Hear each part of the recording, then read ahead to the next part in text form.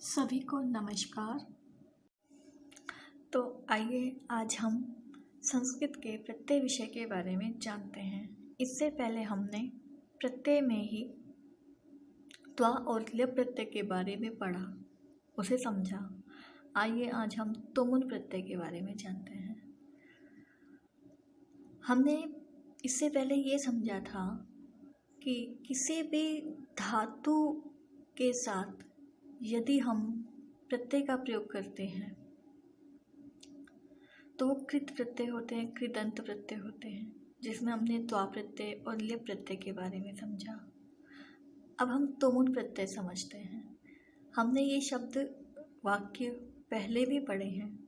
छात्राः पठितुं विद्यालयं गच्छन्ति, छात्र पढ़ने के लिए विद्यालय जाते हैं। ते तत्र पठित्वा गृहम् आगच्छन्ति, वे वहाँ से पढ़कर घर आते हैं। यहाँ पठ के साथ तुमुन प्रत्यय लगाया तो पठितुम शब्द बना, त्वा प्रत्यय लगाया तो पठित्वा शब्द बना।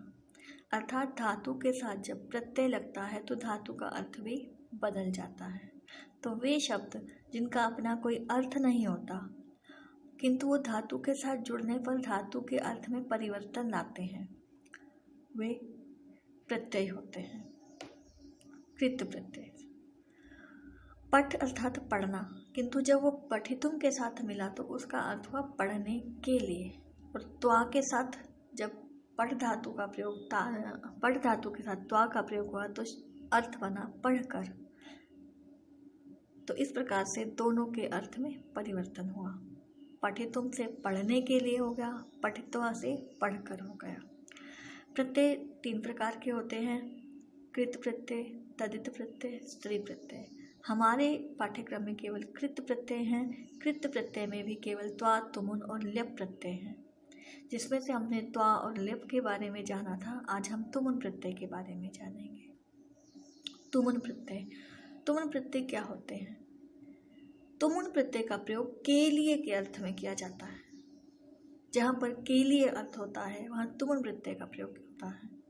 तुमुन प्रत्यय में उन, तुमुन में से तु म उन, तुम रह जाता है, उन का लोप हो जाता है। उ की मात्रा उ और न हलंत्य न, उन, ये उन का लोप होकर तुम शेष बचता है। अब तुमुन में से म और उ में से उ हटा दिया तो म हलंत्य बचा, क्योंकि स्वर हटा दिया यहाँ से, तो म हलंत्य बचा। और तू, तू म, तुम, यहाँ उन का लोप होकर अर्थात उन हट जाता है और तुम बच जाता है केवल, जब वो धातु में लगाए जाते हैं। आइए देखते हैं कैसे होता है। यथा रामः पठितुम विद्यालयम गच्छति। अगर हम सिंपल वाक्य बनाते हैं, रामः विद्यालयम गच्छति, तो राम विद्यालय जाता है। रामः पठितुम विद्यालयम गच्छति, राम पढ़ने के लिए विद्यालय जाता है। अब यहाँ पढ़ने के लिए शब्द आया तो यहाँ के लिए के अर्थ में यहाँ तुमुन प्रत्यय का प्रयोग धातु के साथ हुआ है। पढ़ना क्रिया है, क्रिया के साथ के लिए आया है। अगर क्रिया अर्थात धातु के साथ के लिए शब्द आया है तो धातु में तुमुन प्रत्यय लगता है। पठ में तुमुन प्रत्यय जोड़ा तो तुमुन में से केवल तुम शेष रह गया, शब्द बना पठितुम। आइए इसी तरह देखते हैं, अगर किन्हीं और धातुओं के साथ के लिए शब्द आता है तो उसमें तुमुन प्रत्यय लगाकर किस प्रकार से हम उसका शब्द बनाते हैं। क्री धातु अर्थात करना, क्री धातु में तुमुन प्रत्यय लगाया, शब्द बना कर्तुम अर्थात करने के लिए। क्री अर्थात खरीदना, क्री धातु में तुमुन प्रत्यय लगाया, शब्द बना क्रेतुम अर्थात खरीदने के लिए। गम धातु, गम धातु अर्थात गम जाना, गम में तुमुन प्रत्यय लगाया, शब्द बना गंतुम अर्थात जानने के लिए। ज्ञा धातु अर्थात जानना, ज्ञा धातु में तुमुन प्रत्यय लगाया, शब्द बना ज्ञातुम जानने के लिए। गंतुम जाने के लिए, ज्ञातुम जानने के लिए। दा धातु अर्थात देना, दा में तुम प्रत्यय लगाया शब्द बना दा तुम अर्थात देने के लिए। श्रु धातु, श्रु का अर्थ है सुनना, श्रु में तुम प्रत्यय लगाया शब्द बना श्रोतुम अर्थात सुनने के लिए। इसी प्रकार से दृश्य, दृश्य मतलब देखना, दृश्य धातु में तुम प्रत्यय लगाया शब्द बना द्रष्टुम अर्थात देखने के लिए। क्रीड अर्थात खेलना, क्रीड में तुम प्रत्यय लगाया शब्द बना क्रीडितुम अर्थात खेलने के लिए। पा धातु अर्थात पीना, पा में तुम प्रत्यय लगाने पर शब्द बनता है पातुम अर्थात पीने के लिए। खाद धातु अर्थात खाना, खाद में तुम प्रत्यय लगाने पर शब्द है खादितुम अर्थात खाने के लिए। स्मृ अर्थात स्मरण करना, याद करना, स्मृ में तुम प्रत्यय लगाया शब्द बना स्मर्तुम अर्थात स्मरण करने के लिए। पठ अर्थात पढ़ना, पठ में तुम प्रत्यय लगाने पर बनता है पठितुम अर्थात पढ़ने के लिए। इसी तरह से रक्ष, रक्षा करना, रक्ष में तुम प्रत्यय लगाया शब्द बना रक्षितुम अर्थात रक्षा करने के लिए। लिख धातु, लिख धातु अर्थात लिखना, लिख में तुम प्रत्यय लगाया शब्द बना लेखितुम अर्थात लिखने के लिए। हन, हन अर्थात मारना, हन में तुम प्रत्यय लगाया शब्द बना हंतुम मारने के लिए।